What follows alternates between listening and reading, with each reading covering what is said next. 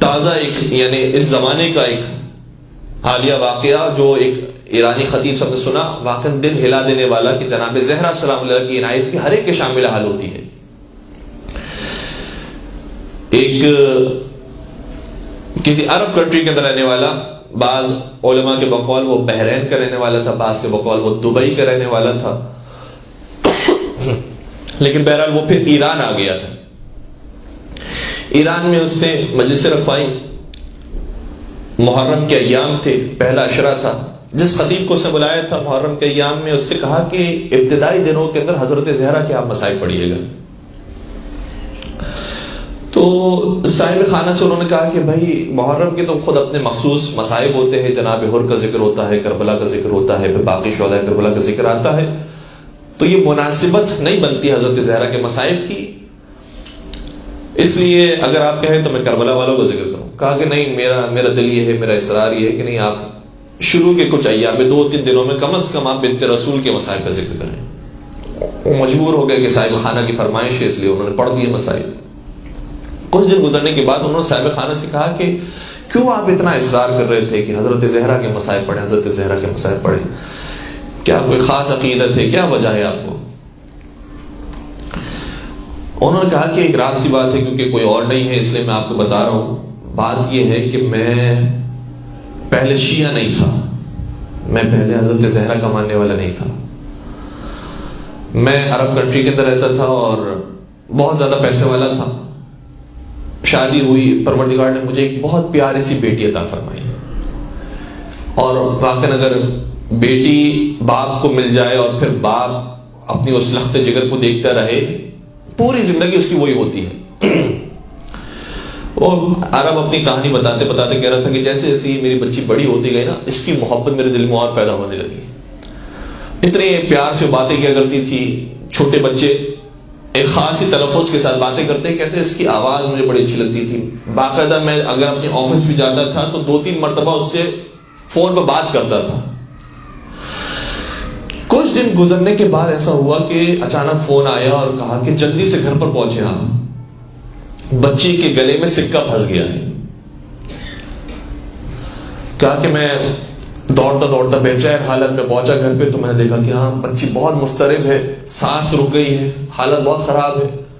میں جلدی سے اس کو ڈاکٹر کے پاس لے کر گیا، تو کہتا ہے کہ ڈاکٹر نے کہا کہ ایسی جگہ پر اب یہ سکہ پھنس گیا ہے کہ اس کو آپریشن کرنا پڑے گا۔ تو کہا کسی بھی طریقے سے آپ نکالیں، کہا یہ آپریشن یہاں ہو نہیں سکتا، آپ ابھی فلائٹ لے کر فرانس جائیں، فرانس کے میں خاص اسپیشلسٹ ڈاکٹر اس سے میں بات کروں گا، آپ کا وہ علاج کرے گا اور وہ ٹھیک ہو سکتا ہے۔ کہتا ہے اتنا میں امیر تھا، اسی وقت میں نے اپنا جیٹ طیارہ لیا اور اسی وقت فرانس کا سفر کر کے میں وہاں پہنچا، اور وہاں میں ہاسپٹل میں گیا اور وہ ڈاکٹر موجود تھے ٹریٹمنٹ کے لیے، وہ میری بیٹی کو اندر لے کر گئے۔ ڈاکٹر نے کہا کہ سکہ تو نکال لیں گے، لیکن مسئلہ یہ کہ جس راستے تک وہ پہنچ چکا، جگہ پر پہنچ چکا ہے، ہمیں وہاں تک پہنچنے کے لیے جن اوزار کو استعمال کرنا ہے، اس کے بعد آپ کی اس بیٹی کی قوت سماعت ختم ہو جائے گی، وہ سننے کے قابل نہیں رہے گی۔ آپ کہیں تو ہم یہ کام کریں، نہیں تو پھر یہ اسی حالت میں۔ تو کہا مجبور تھا میں نے کہا کہ آپ کسی بھی طریقے آپریشن کریں، اس کی جان بچانا ضروری ہے۔ کہتے ہیں کہ بس آپریشن کے لیے پوری تیاری ہو چکی تھی، میں دیوار سے ٹیک لگائے بالکل نا امید ہو کر کہ کیا ہوگا میری بچی کے ساتھ اور کیسے آگے کی زندگی چلے گی۔ لیٹا ہوا تھا کہ اچانک میں نے مدینے کا رخ کیا اور مجھے نبی اکرم یاد آئے، اور چونکہ وہ غیر شیعہ تھے، کہا کہ میں نے نبی اکرم کو یاد کیا اور ان کی پیاری بیٹی کو یاد کیا۔ کیا آپ بھی اپنی زہرا سے بہت محبت کیا کرتے تھے؟ جب کسی سفر پر جاتے تو سب سے آخر میں ان سے ملاقات کر کے نکلتے تھے، جب سفر سے لوٹ کر آتے تو سب سے پہلے حضرت زہرا کے پاس جاتے تھے۔ یا رسول اللہ، مجھے بھی میری بیٹی سے بہت محبت ہے، آپ کو آپ کی بیٹی فاطمہ کا واسطہ ہے، میں آپ کا وسیلہ اختیار کرتا ہوں، کسی طریقے سے میری بچی کو نجات دے دیجیے۔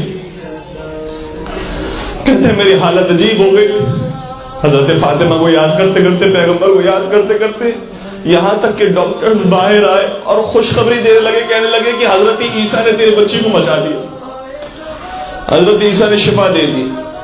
کہتے ہیں میں دل میں سمجھ گیا جس عیسیٰ کی یہ بات کرتا وہ عیسیٰ نہیں ہے، وہ فاطمہ زہرا ہے۔ دوڑتا ہوں میں اپنے بچی کے پاس گیا اور بچی کو سینے سے لگایا، نیم بے ہوشی کی حالت میں تھی۔ بچی بات کرنے لگی تو کہنے لگی بابا جان آپ کو پتا ہے آپ چلے گئے تو کچھ دیر کے بعد ایک خاتون میرے پاس آئی، اس نے مجھے سینے سے لگایا اور سینے سے لگانے کے بعد اپنا دست مبارک اپنا ہاتھ میری پشت پر مارا تو یہ سکہ خود بخود باہر آ گیا۔ اور جب وہ بیوی جانے لگی تو جملہ کہا یہ اپنے بابا کو یہ کہنا کہ جتنی محبت اس کو اپنی بیٹی سے اس سے زیادہ محبت میرے بابا کو اپنی بیٹی سے تھی۔ اگر تو اپنی بیٹی کے لیے اتنی سی تکلیف برداشت نہیں کر سکا، ہائے مدینہ جس کے اندر اسی بچی کو جلتے ہوئے دروازے کے ساتھ پیس دیا گیا اور ان کی قبر بناتے بناتے مولا متقیہ جنت البقیع تک آ گئے۔ یا رسول اللہ میں آپ کی بیٹی کو کہاں دفناؤں؟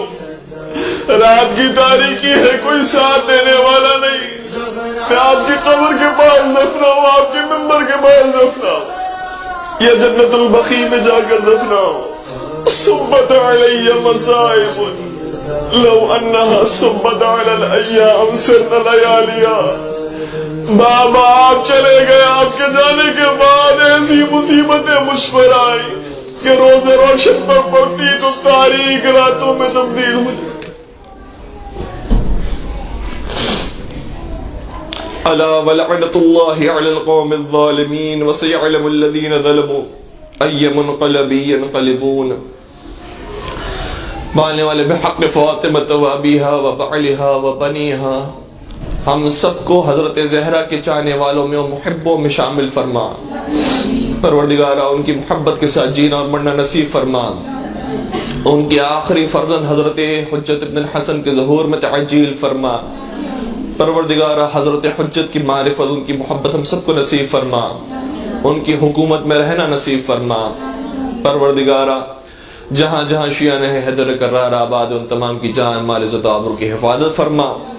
پروردگارہ جنت البقیع کے مسمار مزارات کی تعمیر نو کے اسباب جلد از جلد پیدا فرما۔ پروردگارہ ہم سب کو چاردہ معصومین کی زیارت نصیب فرما اور ان کی شفاعت سے بہرمند فرما۔ ربنا تقبل منا انك انت السميع العليم وتب علينا انك انت التواب الرحيم برحمتك يا ارحم الراحمين۔